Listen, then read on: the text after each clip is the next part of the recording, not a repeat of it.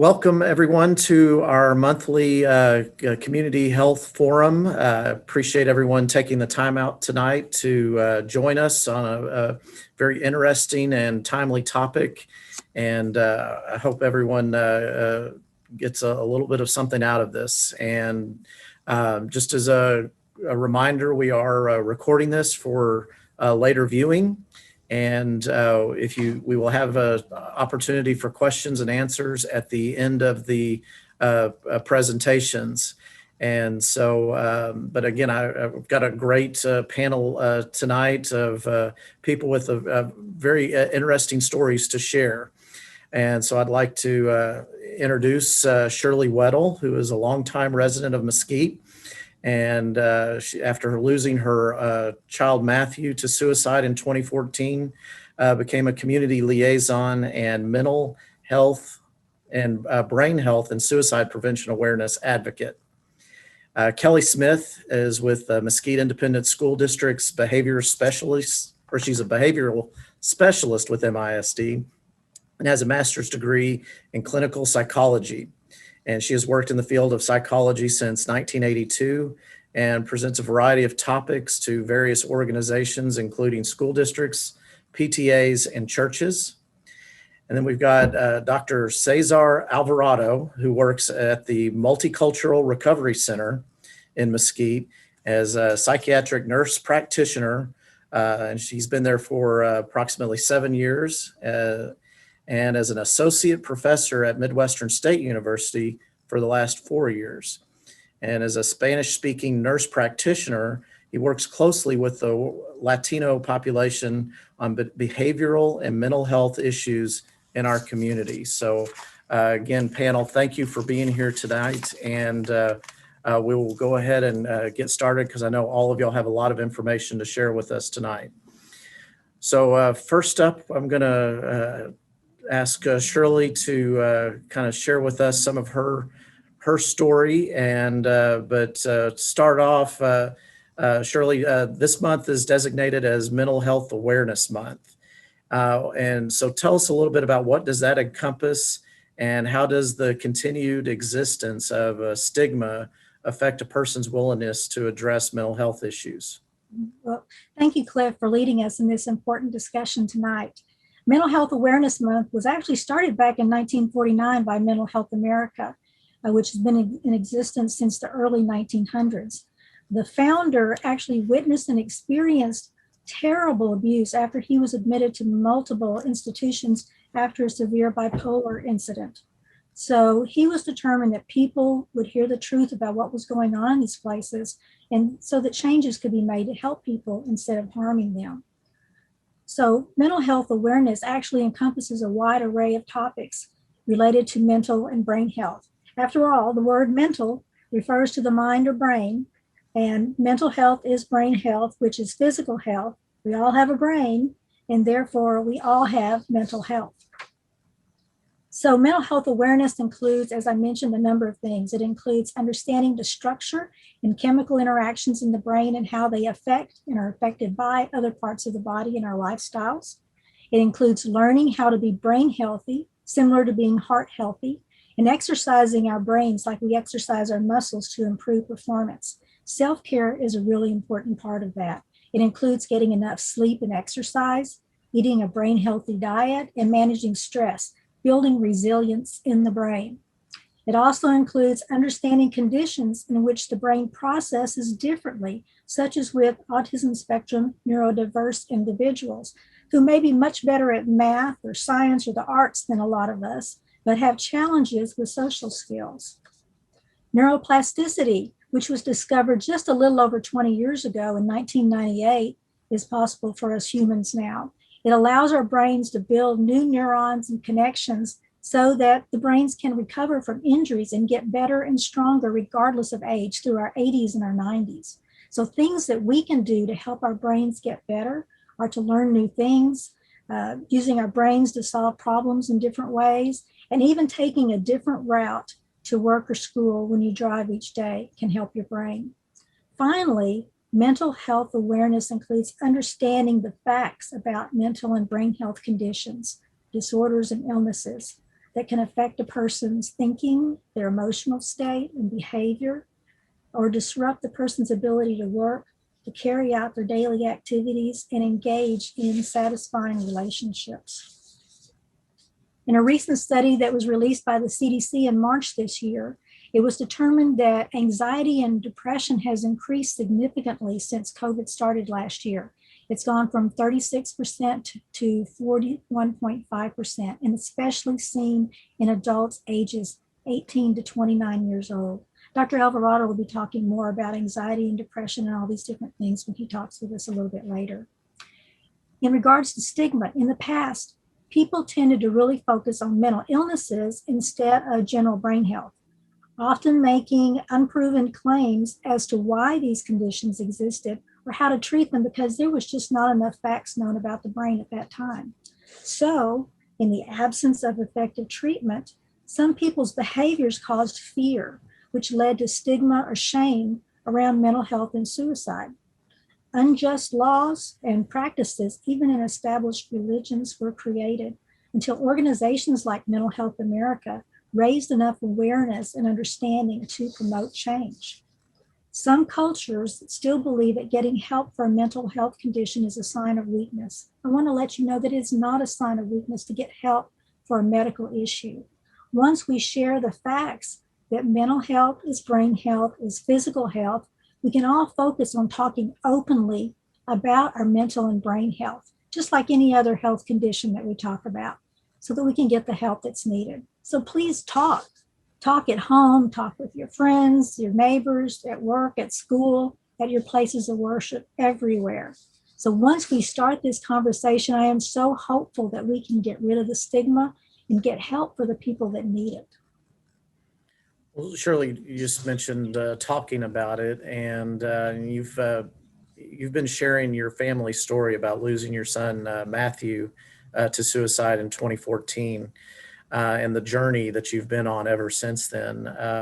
So, tell us a little bit about your story and kind of what you've learned along there about some of the risk factors and the warning signs, and what we can do to help somebody who may be in distress, and what's the best way to begin those talks. Well, thanks so much, Cliff, for asking that question too. Yes, we lost our only child, Matthew, to suicide in 2014. He was age 22. He was in that age range, remember, where the brain is still developing, its frontal lobe and emotions and that sort of thing. And we had never really had training through the schools or through where I worked at the hospital about suicide prevention.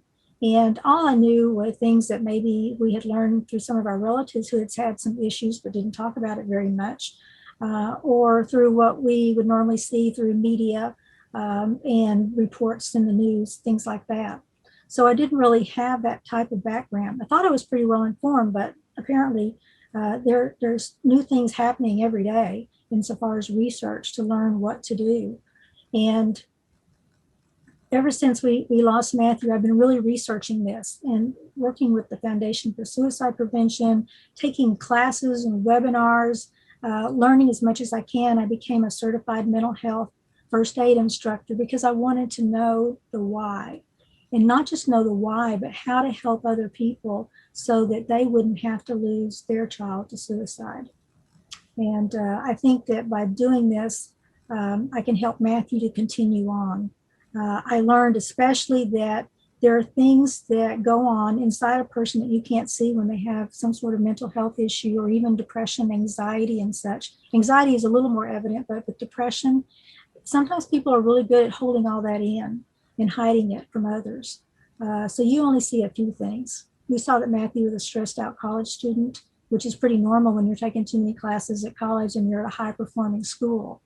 And we did work on getting him scheduled to be able to see a counselor or to see a professional.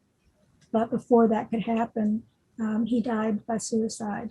What we didn't know was that there was a relationship issue with somebody that he was cared for. There was not enough sleep. He wasn't eating well. He wasn't getting the exercise that he needed. So all those things that I know about now, were there. We just didn't know all of those things. And that's why it's so important for us to know as parents and in the community, so that we can see those things and help recognize them and help people to get the assistance that they need.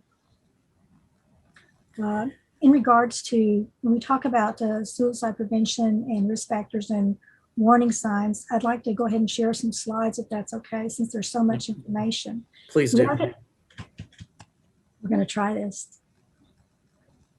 So are you able to see the one slide with the? Yes, you're good to go. Great, thank you. I'm sharing this slide first because since we're talking about suicide prevention and risk factors and warning signs and other mental health conditions, I want you all to know that there is always a resource available to you 24/7, the National Suicide Prevention Hotline. The number is 800-273-8255. And if you're a texting person, you can text 741-741. This number, of course, is available on our website, but if you'd like to take a picture of it and keep it with you, you never know when you might need that information. Or if you feel like you're sort of in crisis, as we're talking this evening, or if you're feeling sort of agitated and need to talk to someone, they are trained and they are available to talk with you. I just wanted to share that first. So I can advance here. So when we talk about suicide, remember I mentioned the journey and trying to understand why people die by suicide. I wanted to give you just a little background information on that there is no single cause for why people die by suicide. It's a combination of factors and stressors which generate chemical interactions in our body, which exceed the current coping skills of an individual. It's influenced by sleep, diet, exercise, stress, neurotransmitters, and things like that, which Dr. Alvarado will talk more about. It's like a brain attack as opposed to a heart attack.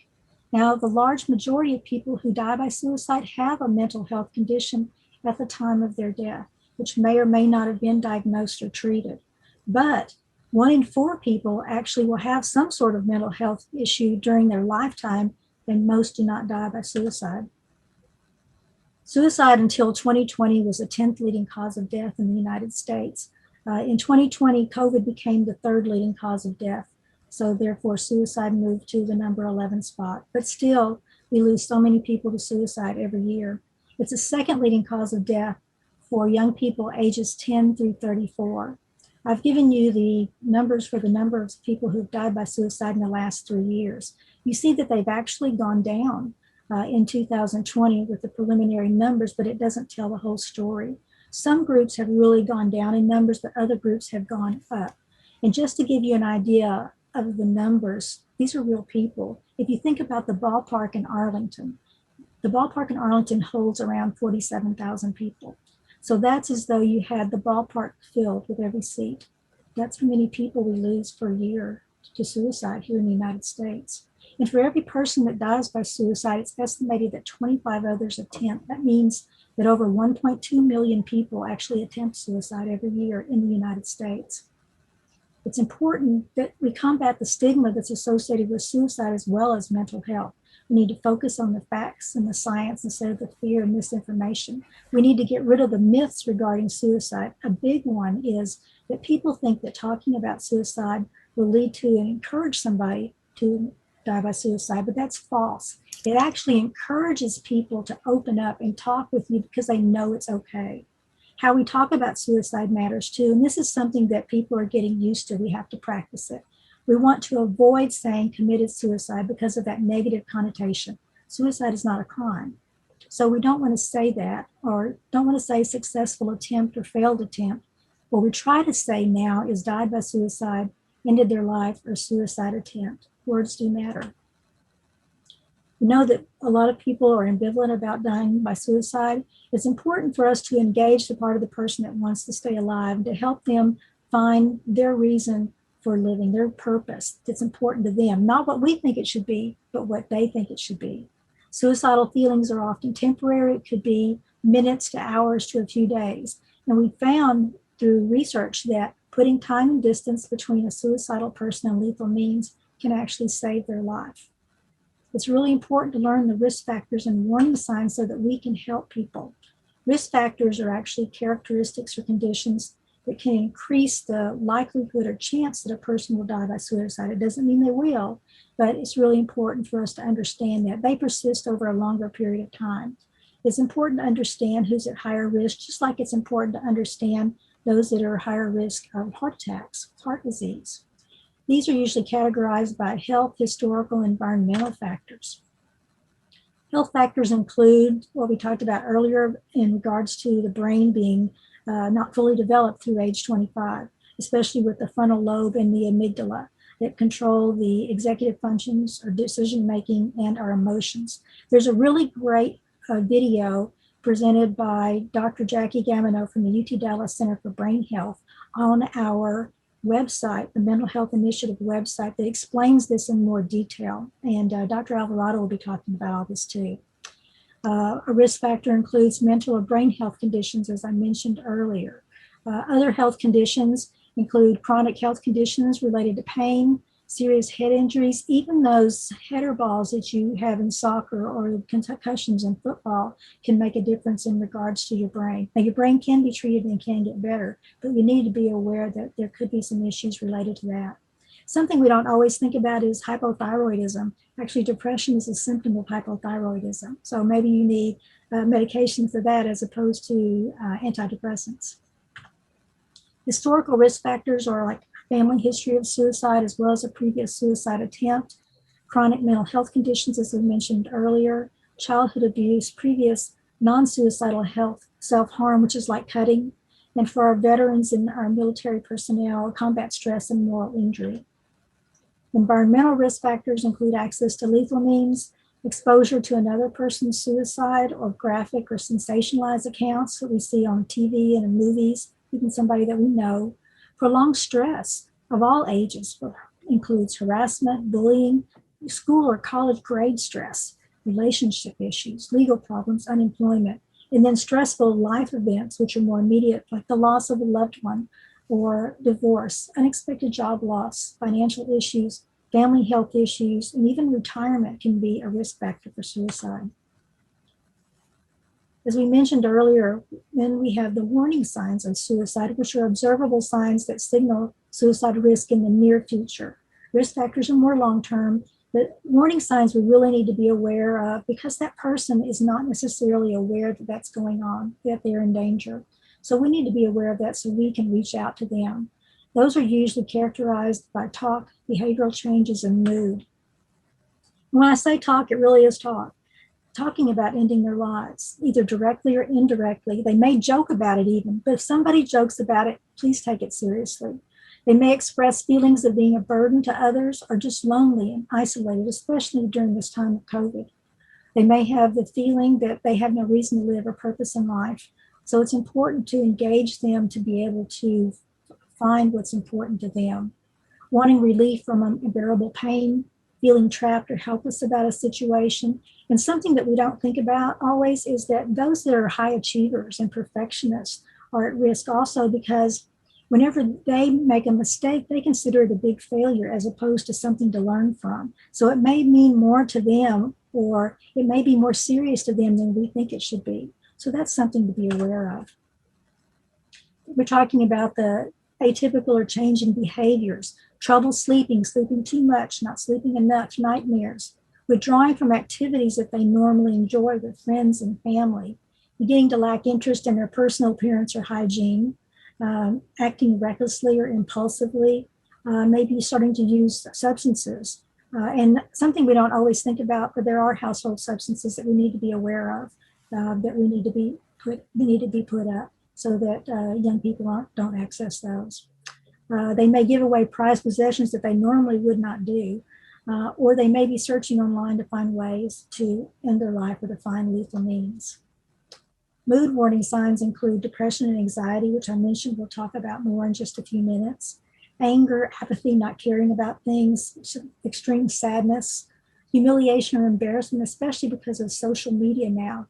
You can't make a mistake now without everybody knowing about it. So there's those feelings that you're going through.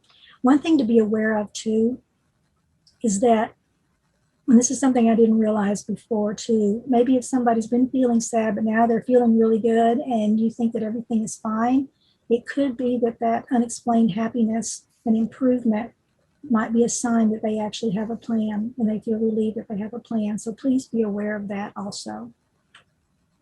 So if you observe these warning signs, we ask, what can you do? You have to assume that you're the only person that's going to reach out. And I used to think when I went through all this training that I was going to just recognize and refer and not necessarily talk directly with someone, and I was just going to refer. But I found that sometimes you're in situations where you're the person that that other person would trust and they want to talk with you. So you at least need to have some guidelines on how to reach out and what to say. Always have those resources available. Keep that suicide prevention hotline number with you in your phone so that you have it. And that's your go-to number in case you're not quite sure what to do. We need to understand the perspective of a suicidal person. A crisis point has been reached. They're desperate to escape unbearable pain or stresses that we talked about. Their thinking becomes limited. They're not acting logically like they normally would. You assume that you can reason with someone and they're going to understand. Sort of like when you go through an all-nighter and you don't get any sleep and then you try to function the next day. You don't necessarily act the way you normally would or react the way you normally would because your brain is tired. Your chemicals are out of balance in your brain. And because it's your brain, you don't recognize there's an issue there. If you break an arm, you know that it hurts. You need to go take care of it. But when it's inside your brain, you yourself don't always recognize that. So that's why it's so important for us to be there for them. Remember, those thoughts are temporary, and putting time and distance between a suicidal person and lethal means can save their life. You want to keep them safe, sort of like you do CPR for the heart in a restaurant or something like that. You're not the medical professional that's going to take care of that person long term, but you can do things to help keep them safe until someone can take over. Now, we don't have time this evening to go through all the details of how to talk with someone who's having suicidal thoughts or where you see warning signs, but I at least want to give you some information that you can use. And tonight's forum is not a conclusive presentation on all these different things. It's a start for you to start learning more. We want to provide you with hope and with information. What you want to do is talk to them in private, express caring and concern. You might start out by saying, I noticed that, you're not coming to our after school stuff now, or that you seem really quiet lately and I'm concerned. So those are ways you can start the conversation. You want to listen non-judgmentally to what they have to say. Use a calm and reassuring manner. Don't try to minimize their feelings because they're important to them. Don't try to fix them or fix things. Just listen attentively. Repeat some of their comments if you don't know what to say to show that you're listening or to maybe prompt them to continue on, like, I hear you say this, or are you saying this? You're interpreting what they're saying to make sure that you're hearing them correctly. One thing that's really hard, but you do need to do, is to ask directly about suicidal thoughts if you think that they may be having those thoughts. It actually shows it's okay to talk about it. It gives them a sense of relief that they can talk about it. The questions you ask, and I recommend you practice saying this in the mirror at home if you don't have someone to practice with. It's not the same when you read it versus actually saying it. Are you thinking about suicide? Are you thinking of ending your life? Are you thinking of killing yourself? I really don't like the last one, are you thinking of killing yourself? But some people respond to that and it kind of shocks them into really what they're feeling. So we don't want to say anything in a judgmental way. So we don't say, you're not thinking about suicide, are you? Because that sounds judgmental. We want to be really open about that and caring. And if the person is not having suicidal thoughts, if they say no, but you still see the warning signs, talk openly with the person about those and help them to connect to support people who can then further help them with maybe stress reduction plans or protective strategies and that sort of thing. Now, if you're talking to someone, the next steps kind of depends upon where you are, their responses, your location, and what you have available to you, and if you've had training. I'm going to assume that you haven't had training. So if the answer to having suicidal thoughts is yes, then you ask, do you have a plan? And if the person is having suicidal thoughts and does not have a plan, do not leave the person alone. But again, since you haven't had training, go ahead and contact the suicide prevention hotline number. And there are trained people there that can help both of you kind of talk through the situation and be able to get help for the person so that they're safe. Now, if the person is having suicidal thoughts and does have a plan, you ask the question, what is the plan? And the reason you ask the question, even though you may not be involved with de-escalating that situation with the plan, is that it has them continue to talk. And plus, if you need to share that information later with the healthcare professional that you're making contact with, you have that information. So you go ahead and ask. And again, if they have a plan, you definitely want to contact the suicide prevention hotline together, or if you have a nearby emergency department that you can go to emergency care. Stay with them until they're in the care of a professional, a medical professional. Never leave them alone. Unless you yourself feel threatened, then you can call 911 if you feel threatened. But really, these are just some guidelines to help you. As I mentioned, we're going to be offering some additional training here in Mesquite about suicide prevention, about mental health, and these classes will be offered for free to the people here in the community. Thank you, Shirley. And I think the next slide kind of is my next question is when it comes to finding resources, and I know you've spent a lot of time probably looking at all of them, tell us where are some of the resources that we need to go to? Yes, and thanks for asking that.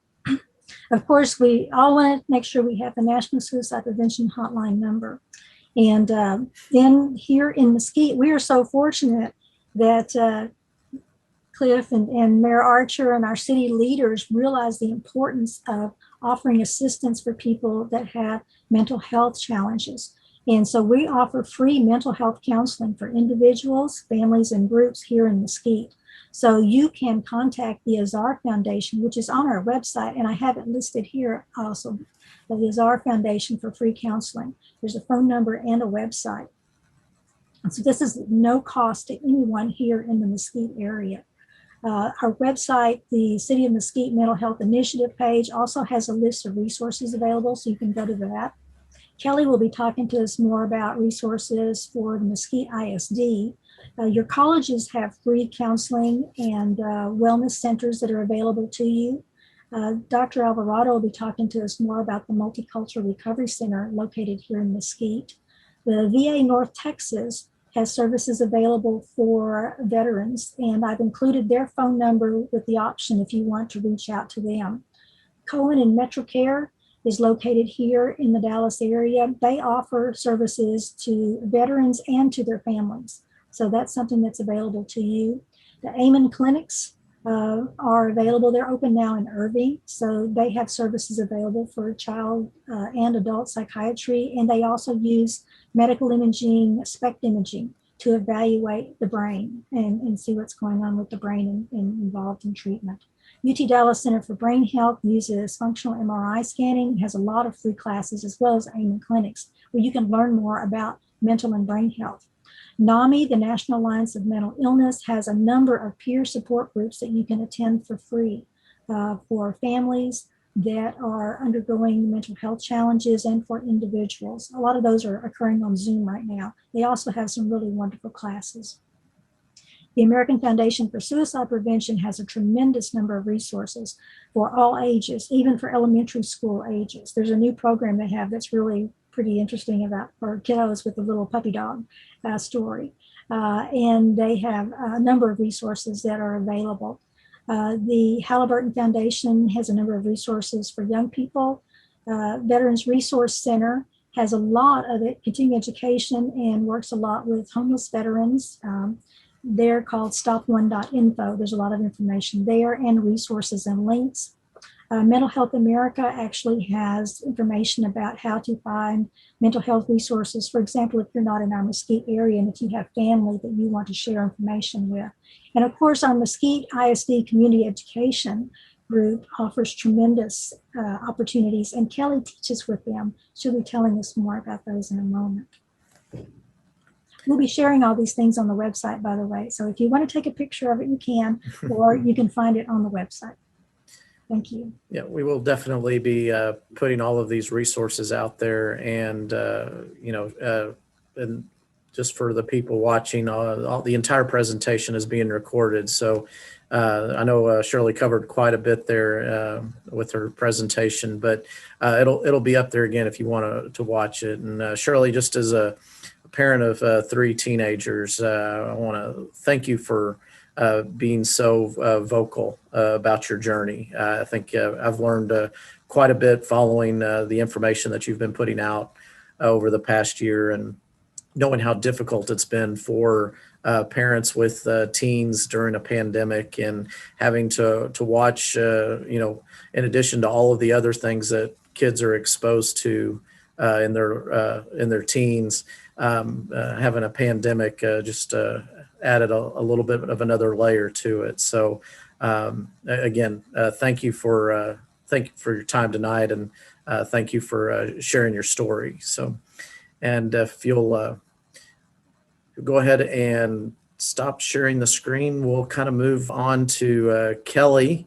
Kelly, thanks for being on tonight, and I think your experience with MISD kind of is a great segue from where Shirley just took us. So you with MISD offer free community education classes regarding depression and how parents can address behavioral issues with their children. So tell us, how are mental or brain health issues identified and followed up on while students are in school? Okay, I could go on and on. We have a lot of resources, and that's one reason when Shirley asked me to come and be a part of this panel, because I think a lot of our parents and community people even are sometimes not aware of how much the school district can offer. And we try to get that out there as much as we can, but it's wonderful that you have it once again, that you're recording this so they can look back on it and get these resources. I too learn new things from Shirley every time I hear her speak. So it's just wonderful to be able to have that. In the school district, we have lots and lots of available people and staff that have been trained, and also resources to offer to the family. And the biggest thing is that if a family member notices something about their own child that they're concerned about, and I know that when they enter school, you're going to have a lot of eyes and people that you can talk to about it. But I always say that families know their kids the best. And so I listen to the families. If you're seeing something as a parent and you're concerned about, there are a lot of resources in the school. You can automatically pick up the phone and call your local school that you attend, or your child would attend, and ask to speak to the school counselor, who is definitely trained to help screen and identify and give you resources and direct that. But I always say also the teachers are that front line, because they're in that classroom every day with that child. And so if they notice something, they're going to reach out to the school counselor, and the school counselor is going to be involved to see if what's going on, and if they need to do additional things. Also, in every campus in the district, if we need to go to a problem-solving committee, or we need to take it to other experts, call on other experts that are district people, like myself, my position is a district position, then they will call in extra people to get more resources. It's very much a multidisciplinary team, so to speak. And then we are always going to involve the family. We're always going to notify that family and talk to the family and get more information and tell them what we have to offer for that student in our classrooms. And that kind of answers that question, how we're going to involve the family and stay on top of things. And the earlier intervention that we have, the better that we can deal with all issues that might be academic, behaviorally, socially, or mentally. So I assume that, having kids all the way from kindergarten through high school, you probably see a lot of different, mental health issues kind of emerge at different times. So what are the age groups that you're seeing more of the mental health challenges? Well, I'm going to these be days? honest with this year, and I didn't mean to cut you off from No. the question, but this year especially with the pandemic was something I've even told our new teachers, that the first year teachers, that we're all first year teachers this year. We're all first year everything. I mean, the last time we even saw anything like this in our country was around 1920, so almost 100 years ago. And so to answer that question, we have preschool in our district, and we have 3 and 4 year olds that attend. And literally after this year that we've all been through, we have seen issues with all age levels.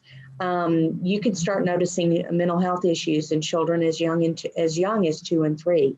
And why? Sometimes because there is in mental health, there is some genetics involved. There is some family history involved. It could be environmental. It could be something has happened, trauma. I almost say that our whole country this year has been through a traumatic experience with the pandemic. So, and then teachers are balancing, virtual learning alongside the parents and families that are, and then going back to school in a different manner in person.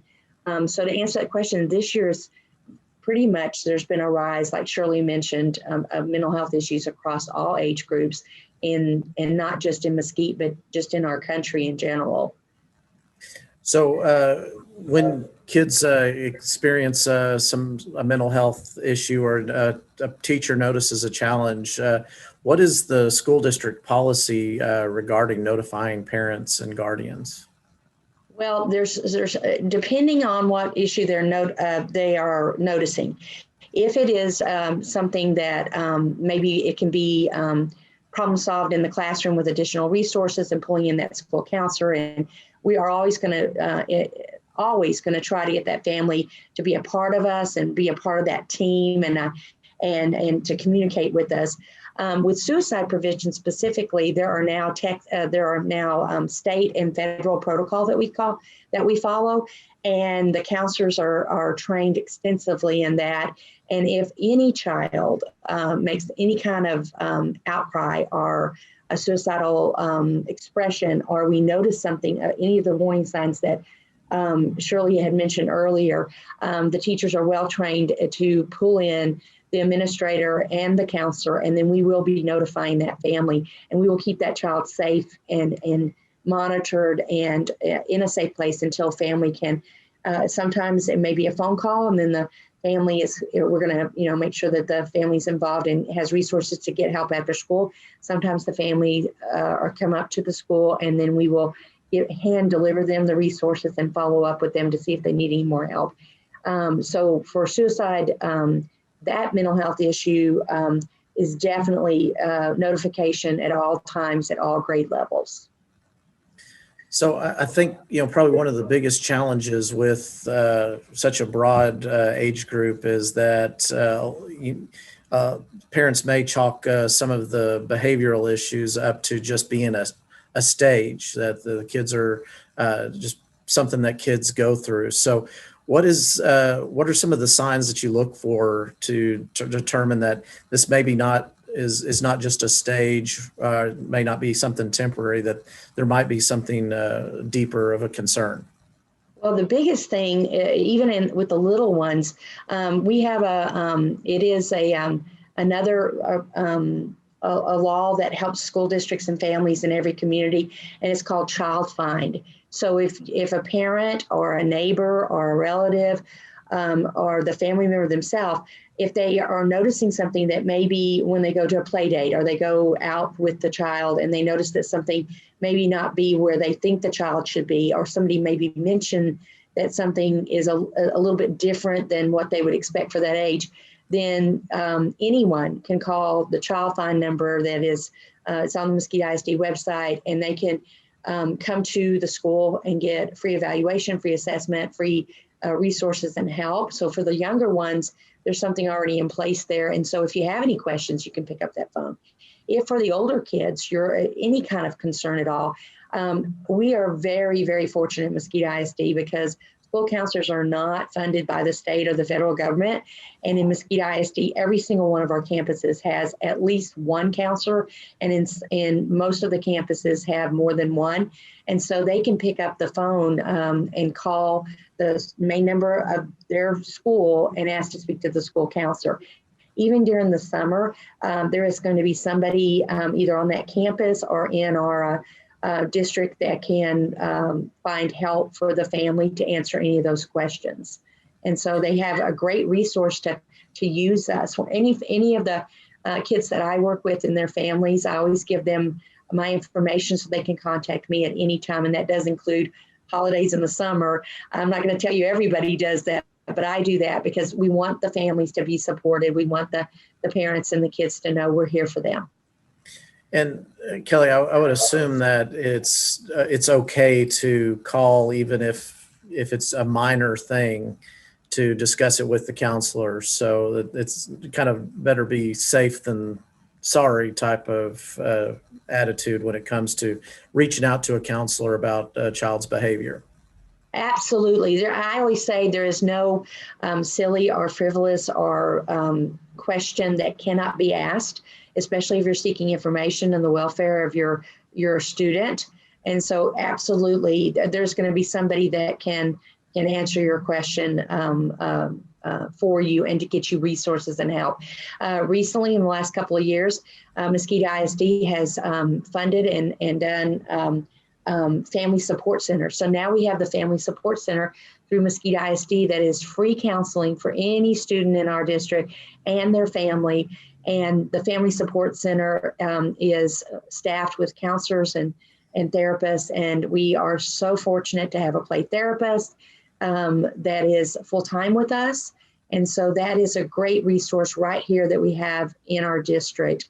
And that's on our website too. And you get the number and you can talk to the counselor who, during the school year, the counselor is the one that can get you referred there and can take care of that for the family.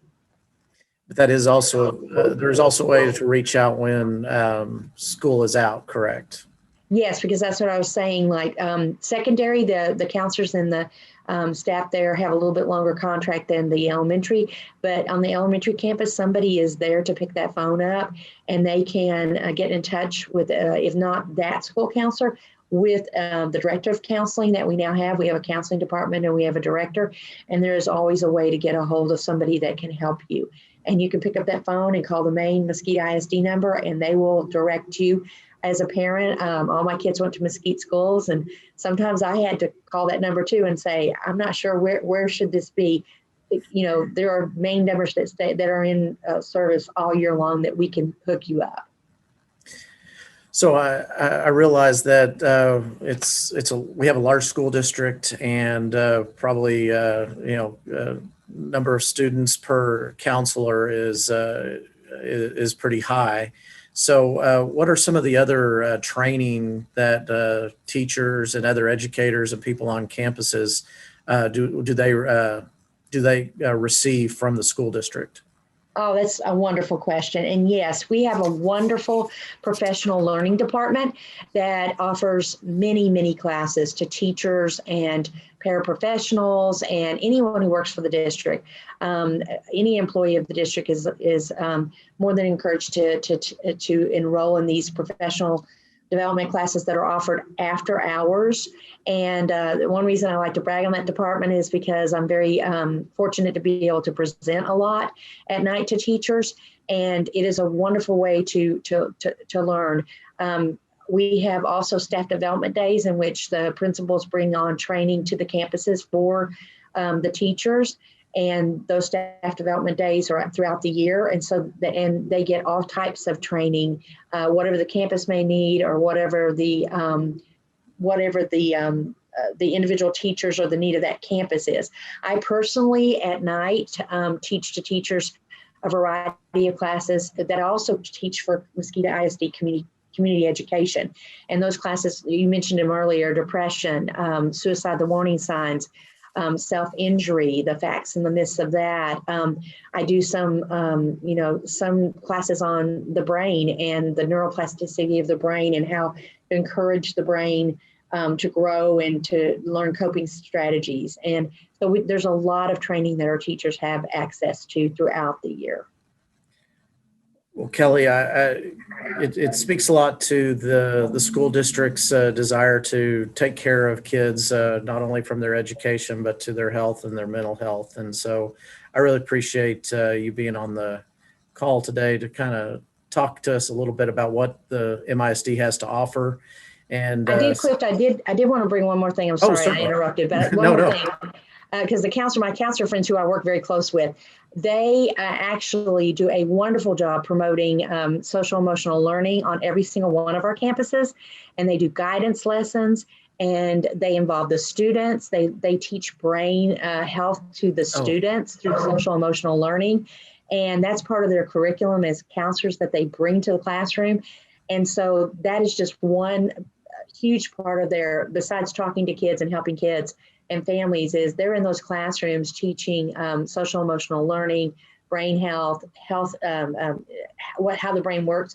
It is the cutest thing to see 4 and 5 year olds talk about the amygdala and about how to keep their brain under control. And I had to give a shout out to those counselors, because when I come in and see them do those lessons, it is absolutely astounding to see them in action.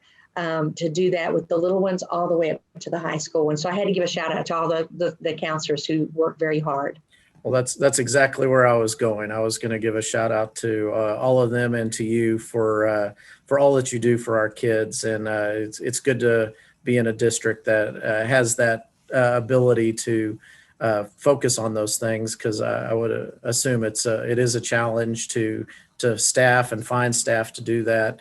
And so, and that the fact that it's in all of the campuses is a great benefit to the city. So thanks for all you do. And again, thanks for being on the call. Oh, thank you. I feel very honored. Thank you. We'll move on to our last panelist, Dr. Alvarado. Thank you for sharing your time tonight. So basically during the pandemic, we've seen much more loss in people's lives. I think through the effects of COVID, people losing jobs, that social interactions. So we've kind of had a society that's dealing with a lot of anxiety and stress, but also that sadness and the loss of family members, or just that loss of human contact. So what are some of the things that we as just as a community can do to address those feelings, and how does grief turn into this depression? Yeah, thank you for having me. So first, let me talk about depression a little bit so that we can make an accurate comparison, right? So, we all get a little depressed, right? But then we have what we call clinical depression, right? Major depression, right? And that is the depression that we are concerned about. And what that could include is at least, persistent 2 weeks of feelings of hopelessness, guilt, feelings of worthlessness. You may have low energy, changes in appetite, lack of concentration, irritability, for example. And I think Shirley kind of hit off on some of those. But it's also, now that I've talked about depression, it's also really important to go get your annual physical, and that may not sound very important, but it is, because you have a lot of health conditions that may mimic depression or cause depression. For example, low vitamin B12, vitamin D, thyroid issues, autoimmune health issues like lupus, for example. But in comparison with grief, so grief and depression, they intermesh with a lot of their symptoms. And the big difference between grief and depression is that grief, it gets better over time, while depression, not so much, not clinical depression. Okay, you may have with grief that sadness, that feeling of emptiness, right? That lack of sleep, poor appetite. You may have some fluctuation in weight, for example, right? But as I said, it decreases over time. It gets better.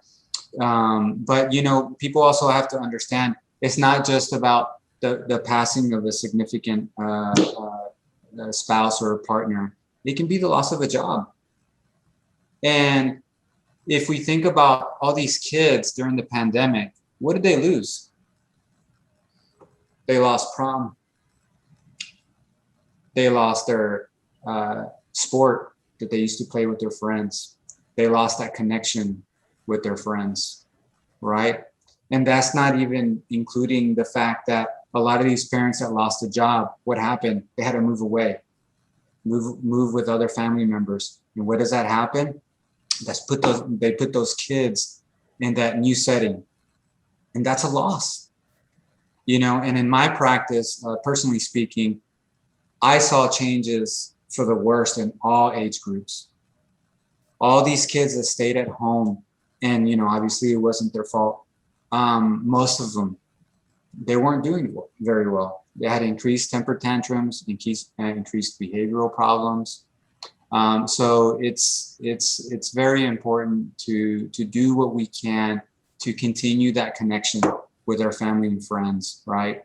But back again to grief and depression, though, you know, we also have to look into, particularly when people start talking, and again, you know, Shirley kind of touched on this, start talking a little bit about wanting to take their own life, right? I've had patients, for example, that come in and they've lost their significant other, and they express not wanting to live, right? Because they want to be with that person, right? Then you have depression, right? Clinical depression, where they really have intentions to take their own life. And there's a difference in there. So, you know, as a psychiatric provider, I have to really look into those very, very carefully, because somebody who's grieving doesn't necessarily mean that that's what they mean, right? That they want to take their own life. No, they just miss that person so much that they miss being next to them. They miss being with them, right? And, you know, we all go through different stages of grief, but typically there's 5 stages of grief, and I'll just go over them real briefly because of time. But, you know, you have denial and isolation, you know, and that could include, like I said, a job loss, right? Then you have anger, right? You lost your job, so obviously you're angry, right? You can't provide for your family. Then you have a situation where you may bargain, you become desperate. You may ask, you might end up, you know, just saying things like, God, if you do this for me, I will do this for you, right? And then obviously depression sits in, right? And then finally, you may have some acceptance where you find a new job, or you see hope at the end of the tunnel, and you're starting to see that you're able to move forward. Typically, though, whenever I feel that that grief becomes problematic, it's typically around 6 months to maybe a year, just depending how bad they're doing, you know. And I do want to point out, though, grief never really goes away. Okay, especially when it's something heavy like losing somebody you really love. But when it becomes a problem after 6 months to a year is when it starts really continues impeding in their ability to live their life. They're not able to hold a job. They're self-isolating. They have appetite issues. They can't sleep, and it continues in this cycle that goes past 6 months. Then I may end up treating them, and that goes into one of the questions that you had is, you know, how do we treat them? And and that's a real big loaded question, because I was just like, wow, you know, how do you know? So I think the best thing that I'm going to do is maybe speak into my perspective on what I can do that's unique from the, you know, from our discussion today, and medication, right? And so when it comes to depression, for example, let's say it leads into depression, right? Typically what we use is a medication, antidepressants that are called selective serotonin reuptake inhibitors. Short name is SSRIs, right? And as Shirley mentioned, you know, this is the serotonin hypothesis, right? Where the theory is that we have low serotonin in our brain. And so the idea behind these medications is to increase that, right? By what we call blocking the reabsorption, which essentially is reuptake, to kind of collect more of it, right? And, depending on the age, depending on the situation, really depends on what type of medication it is. But there are other forms of antidepressants, like another group called the SNRIs. But I don't want to dive into that rabbit hole. It's a whole big presentation in itself. But what else can we do, right? With our kids that are maybe having some depression, and again, Shirley kind of hit on this really well, but one of the things that I think about, what can a parent do, right? That's one of the questions that I'm always asked in my office. And, I always tell them, talk with your children, have open conversations with them, seek help of a therapist, avoid criticizing, avoid making comparisons, and encourage them to talk to another adult that they may trust, like a school counselor, right? We just talked about that, right? Know the warning signs of depression, and we mentioned them, right? Keep things like medications, firearms away from children's and teens, okay? And most importantly, to me, this is just so important, is validate their concerns and their worries.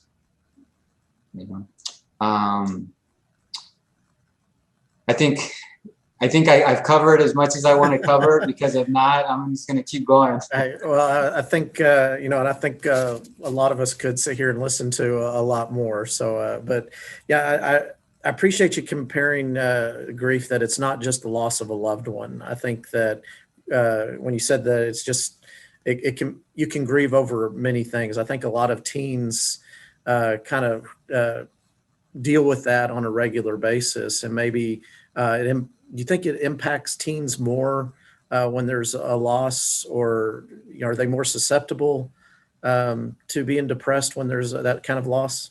And this is what I've seen so far. Yes, I think I do, because a lot of teens,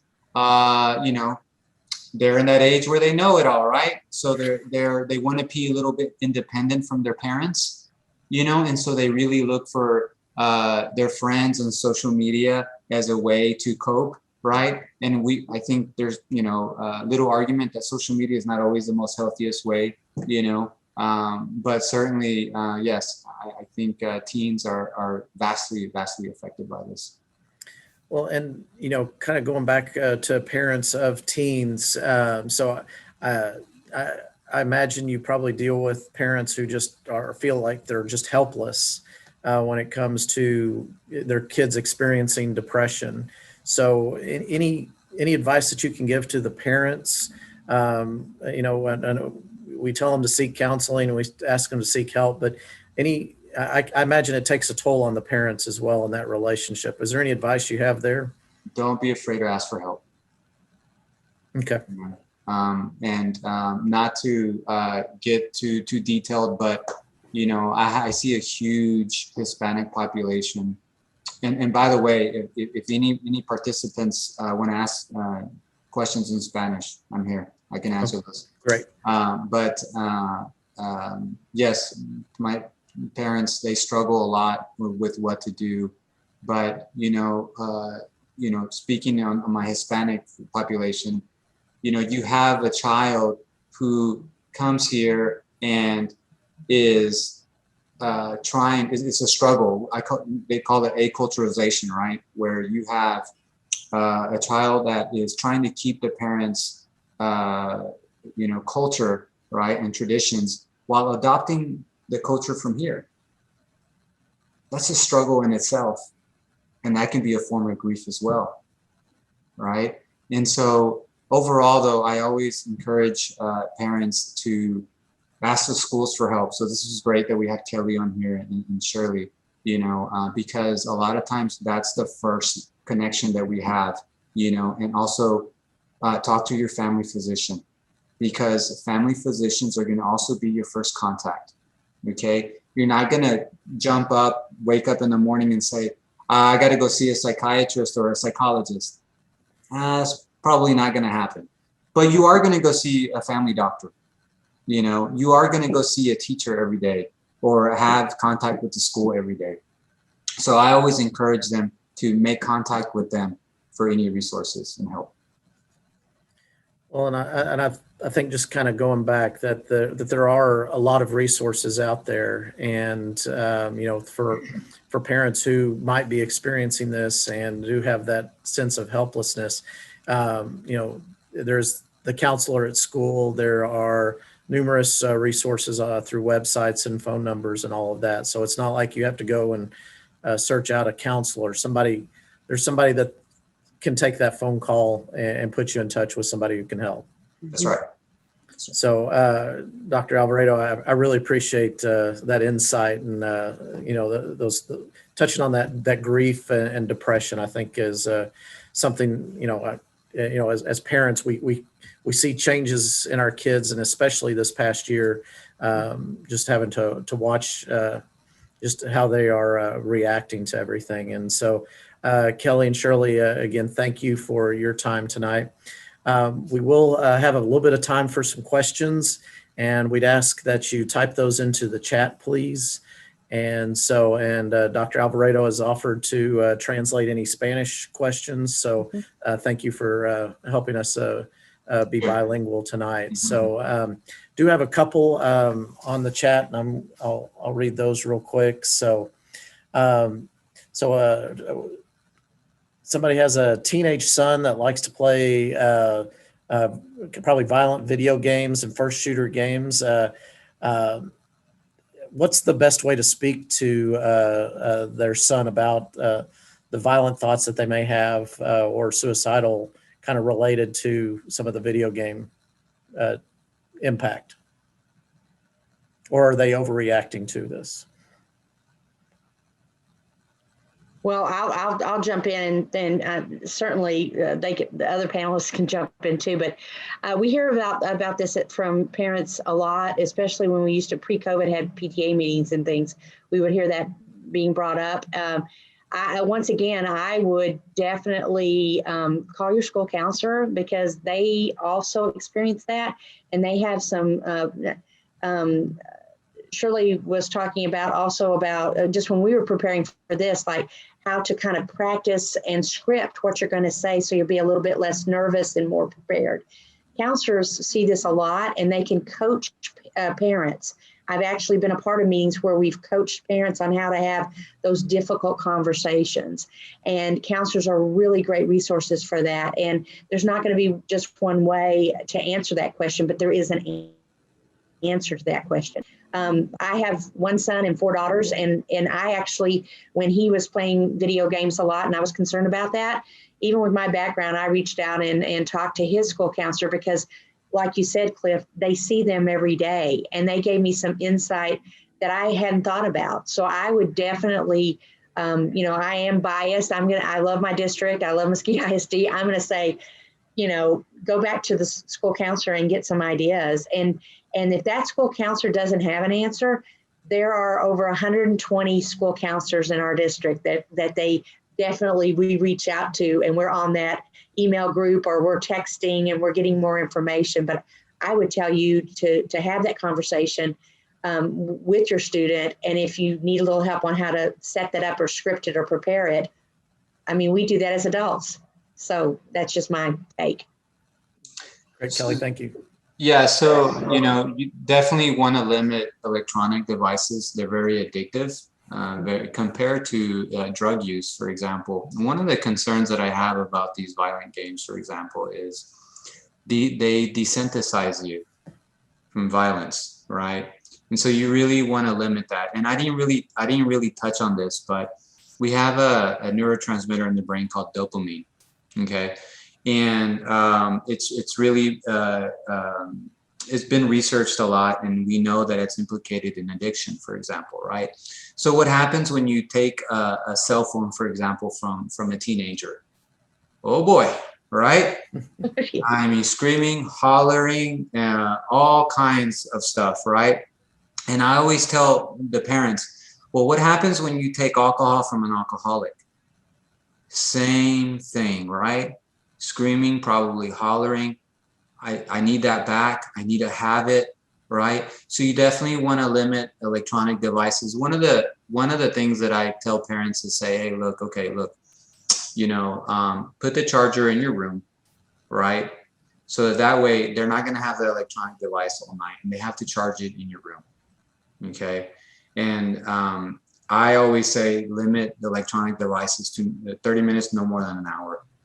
Okay, a day. And that to me is still sometimes a lot, but I find that that's been acceptable the most. So that's what I go with. But yes, electronic devices are very, very addictive. And I don't really recommend for any child to have their first cell phone until they're 12, 13 years old.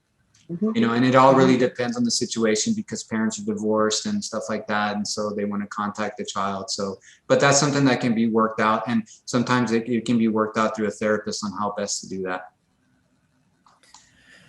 We have a question about a 14-year-old daughter who's been struggling with anxiety and depression. And I'm going to paraphrase the question a little bit, so the counselors are reaching out through the school district, but as soon as the mom begins to talk with the daughter, she completely shuts down. So what are some of the hints to try to get your kids to talk to your parents a little bit more? And I think that's I tend to have that problem with my kids, trying to get them to open up and share. So, Dr. Alvarado, did you want to try to tackle that one? Yeah, if I had the answer to that, I'd be a very rich man, because teenagers really have a hard time talking to their parents sometimes. And I find myself having to separate them, because a lot of teenagers will tell me, I feel better if I can just talk to you instead of my parents being around, right? And so I try to find a middle ground, and I always tell the parents, especially when they're in the office, if it's something that they tell me that's going to hurt themselves or hurt somebody else, then I'm going to have to tell, mom or dad. And they tend to be okay with that, because really, they do want mom and dad's help. They really do, right? But it's when it's them trying to have that conversation with the parents where they find it very difficult, because mom or dad, they're doing it their way that may not validate the concerns the way the teenager wants to be validated. And so, it causes a lot of friction. And so, I always encourage the parent to be a part of the therapy. And a lot of parents come in and they think that it's all the child's problem, when in reality, it goes both ways. And so I always encourage the parent to be a big part of the therapy. Shirley, I know you've done quite a bit of research, and probably you've encountered maybe some books or websites that just in general, maybe it's not with the child that's experiencing anxiety or depression, just about talking with kids. Do you have any resources you can direct us to, or anything that you found along your way? Don't forget to unmute, by the way. Just remember that. Thank you. But actually, the American Foundation for Suicide Prevention website has some really good videos about called More Than Sad, and some things like that, where it actually goes through examples of kiddos in different ages and their feelings of depression and all, and how to communicate with them, and how to work with them. So I think it's helpful too, because then kids can see that, other kids having some of the same conversations that they might have, and some of the same feelings that they have. So I think that the American Foundation for Suicide Prevention has some really good videos, and NAMI has some really good ones also. They have some programs that are specifically designed for kids and for their parents to be able to share information and talk about their feelings and such. So those are two really good websites that I would go to, and watch webinars that are on those websites, as well as reach out to them.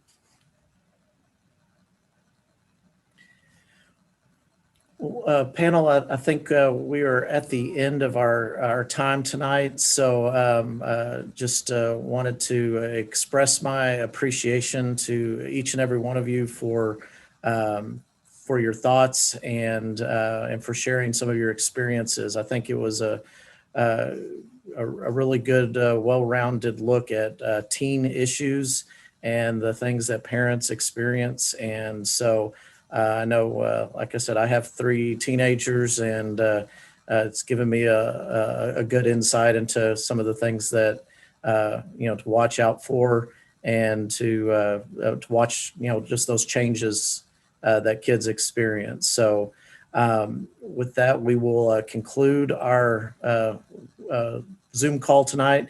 And I want to thank everyone for who are attended and watched. And we'll be back next month with another program. So thank you, everyone, for your time tonight. Thank you so much. Appreciate it. Thank you. Thank you, Cliff. Mm.